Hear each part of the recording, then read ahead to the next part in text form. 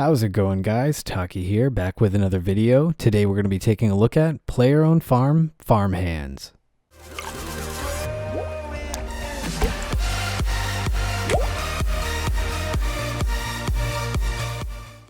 Welcome back. On screen is an overview of the things that I'll go over in this video. Let's get started. The first quality of life improvement that came with this update is the status icon perk that you can purchase in the farmer's market. This will show you whether or not your pets can be cured or harvested at a glance when you're walking through your player-owned farm. This perk can be purchased inside the miscellaneous rewards tab in the farmer's market for 1.5k beans, and as it says, it will display an icon over the animal's head when they are ready to be harvested or healed. This is a really nice improvement to the game because it shows you at a glance how you need to manage your farm right when you teleport in. You can also see these icons at a fairly good distance, making it easy for you to quickly traverse around your farm and see what needs to be done. The second quality of life update is very straightforward. In the storm barn, this is going to act as a new bank for your player-owned farm pets to be able to free up some of your bank space. This is going to require 60 construction, 20 mahogany planks or better, 225 rune nails or better, and the initial purchase is only going to unlock 15 pets, but that can be upgraded to 30. The base upgrade can be found inside the main farmer's market window for 5k beans, with the extension costing an additional 20k beans for an extra 15 spaces. Once purchased, you will be able to build the hotspot on the side of the building next to the bank. This bank acts as a traditional bank, allowing you to store all of your player-owned farm animals inside. You can also quickly note how many free spaces you have available by looking at the bottom right-hand corner of your screen. When this limit is increased, you will have an additional 15 spaces, which should make it very easy for managing your farm and holding on to those precious pets.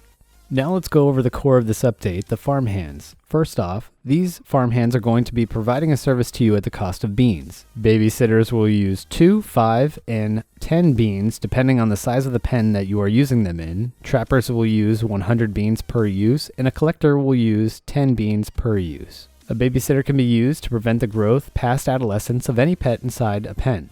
The collector will allow you to convert and store any pets from your breeding pen. The interesting thing about this is the fact that those converted pets will now be in their unchecked stage.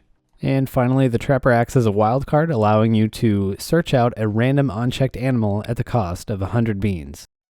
All of the Farmhands can be found inside the Farmhands tab inside the farmer's market, and their respective bean costs are on screen right now. For each of the 3 pen sizes, you'll be able to purchase 2 babysitters, with an additional 2 being available for any pen at a higher bean cost. Once these Farmhands are purchased, you will be able to find them by clicking on any pen and then going over to the Farmhands section. From here, you will be able to see the bean cost of each of these Farmhands, and then you will be able to assign them to the pen individually.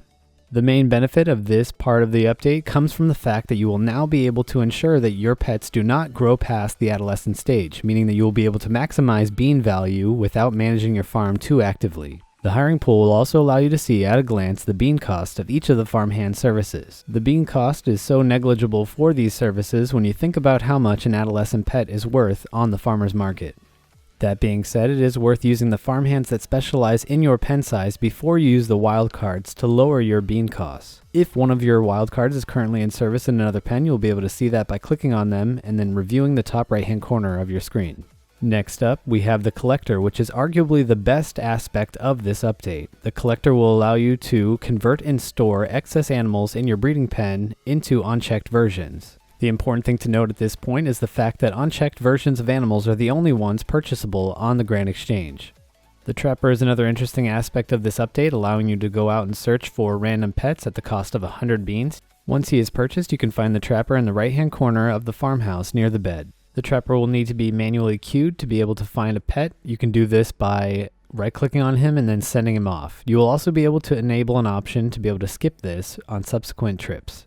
And finally, we have Baby Shakes, which will serve as a pet sink. It'll award 10% of the bead value of adolescent pets for any pets that it consumes.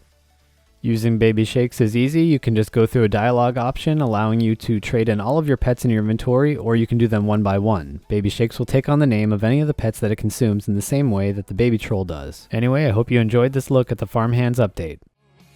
That's the end of this one. If you liked the video, consider dropping a like below and subscribing to the channel if you aren't already. Feel free to take a look at one of the videos on screen now, and until next time, Taki out.